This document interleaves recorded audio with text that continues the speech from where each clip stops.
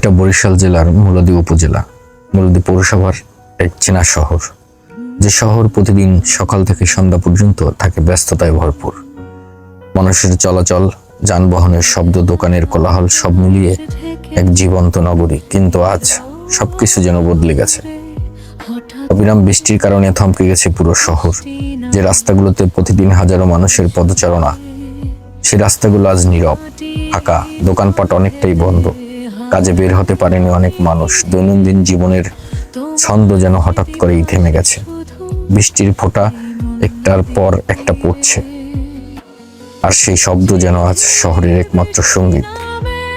কোথাও হয়তো একজন দাঁড়িয়ে আছে ছাতার নিচে, কোথাও কেউ জানালার পাশে বসে দেখছে ভিজে যাওয়া রাস্তা, আবার কেউ হয়তো অপেক্ষা করছে কবে থামবে এই বৃষ্টি, কবে সব আবার আগের মতো হবে।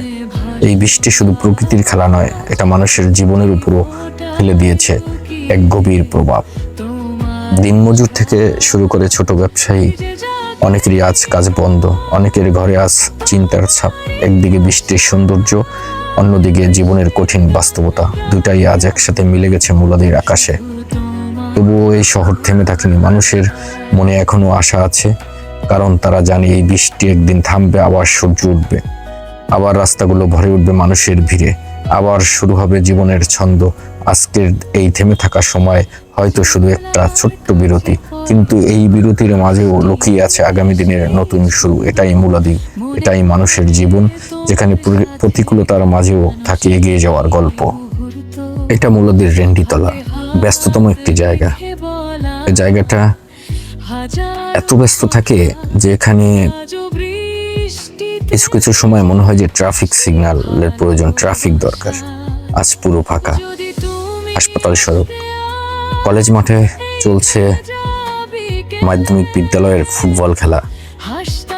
এই বৃষ্টির মধ্যেও দেখুন পানিগুলো কিভাবে জমে আছে, এই বৃষ্টির মাঝেও খেলছে সবাই।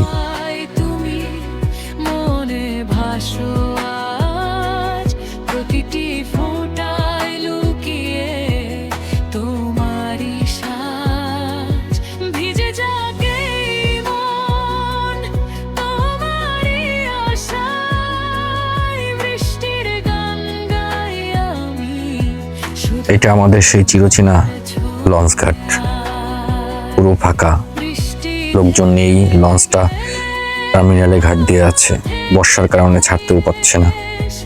পুরো ফাঁকা, ব্যস্ততম একটা জায়গা ছিল এটা। দেখুন সেই লঞ্চঘাট পার্কেও কোনো লোকজন নেই, টার্মিনাল ফাঁকা।